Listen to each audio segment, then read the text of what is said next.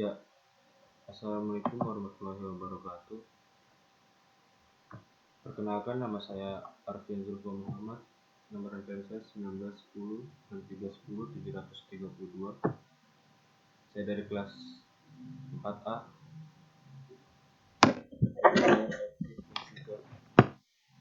Ingin mempresentasikan tentang analisis gerakan olahraga. Yang pertama, lari gawang. Lari gawang merupakan modifikasi dari nomor lari yang terdiri dari 10 langkah yang panjangnya bukannya 10 lompatan. Perlombaan lari dengan rintangan seperti sekarang sudah ada pada tahun 1930 di Inggris. Baru pada 1932, lari gawang pertama kali diperlombakan dalam Olimpiade, namun kali itu jarak lari yang digunakan hanya 10 meter. Tujuan lari gawang mengangkat titik berat badan secukupnya untuk melewati gawang, meletakkan kaki yang melangkah ke tanah secepat mungkin untuk memulai lagi gerak-gerak melangkah secara teratur. Mekanik melalui gawang titik beratkan kepada menjaga agar titik berat rendah pada secepat mungkin, meneruskan langkah berlari, pandangan mata dipusatkan kepada puncaknya, dan demikian menjaga titik berat serendah mungkin.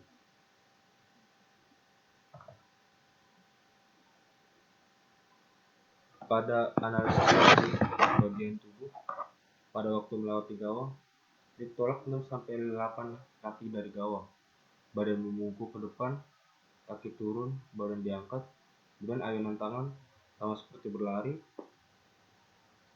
Pada waktu tubuh setelah melewati gawang, kaki kembali lebih cepat, titik berat akan sedikit tapak kaki, kemudian langkah pertama setelah melewati gawang.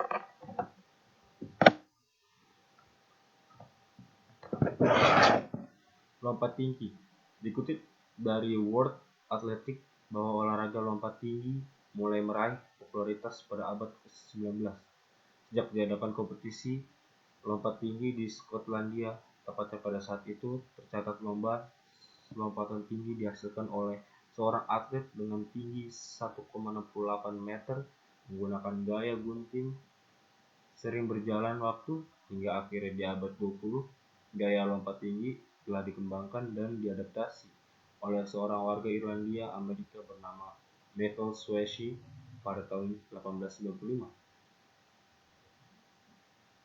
Swasey berhasil melakukan lompatan tertinggi yaitu 1,97 meter dengan gaya Keystone Cut-Off seperti gaya gunting. Selanjutnya seorang atlet George Horan mengembangkan teknik lompatan dengan lebih efisien. Teknik itu dikenal dengan teknik Wells Roll. Melalui teknik Horan mencapai lompatan 2,1 meter pada tahun 1912.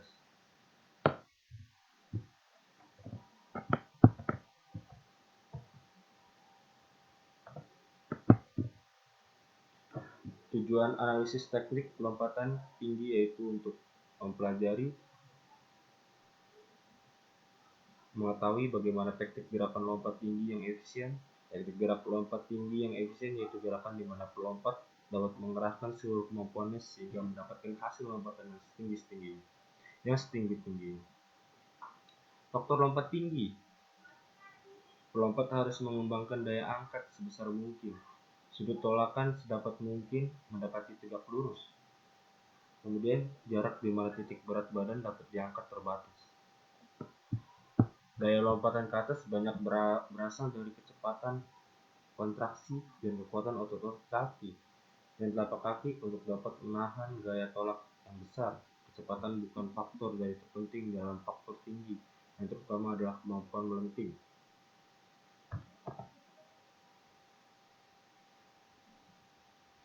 Ini yang tadi saya jelasin. Lompat jauh. Gerak lompat jauh merupakan gerakan perpaduan antara kecepatan speed, kekuatan strength, kelenturan flexibility saat pelencut setelah tolakan, daya tahan, endurance, dan ketepatan accuracy. Hal-hal yang harus diperhatikan dalam melakukan lompat jauh yaitu bertahan kecepatan sampai saat menolak, kemudian berusahalah mencapai dorongan yang cepat dan dinamis dari balok tumpuan. Kemudian rubahlah sedikit posisi lari bertujuan mencapai posisi lebih tinggi. Kemudian selanjutnya manfaatkan gerakan dengan lebih baik. Selanjutnya capailah jangkauan gerak yang baik.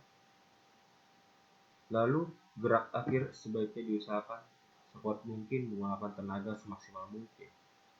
Kemudian latihan gerakan pendaratan, dan yang terakhir kuasai gerak yang betul tangan dan kaki untuk menggunakan pelentingan saat layang di udara.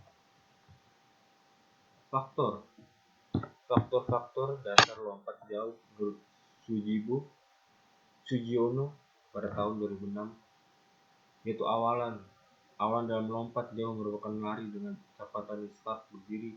Tujuan awal pada lompatan jauh adalah untuk mendapatkan kecepatan yang setinggi mungkin untuk mendapatkan pencapaian papan tolakan. Kemudian tolakan, dalam melakukan tolakan, pelompat menapakkan kaki tolakan yang hampir lenceng dengan tumitnya, kemudian melayang di udara. Menurut Ballesteros bahwa untuk membantu tolakan ke atas dengan harus diayunkan ke atas kaki yang melangkah diayun setinggi mungkin, di mana kaki tumpu harus ditolak. Ya, hal yang harus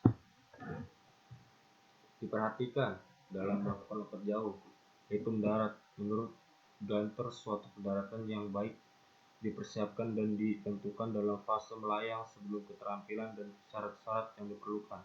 Tenaga kekuatan otot perut memungkinkan untuk memegang sikap tegak selama mungkin. Ya, itu saja yang bisa saya presentasikan. Kurang lebihnya mohon dimaafkan karena saya juga masih tahap belajar. Wabillahi taufiq wal hidayah. Wassalamualaikum warahmatullahi wabarakatuh.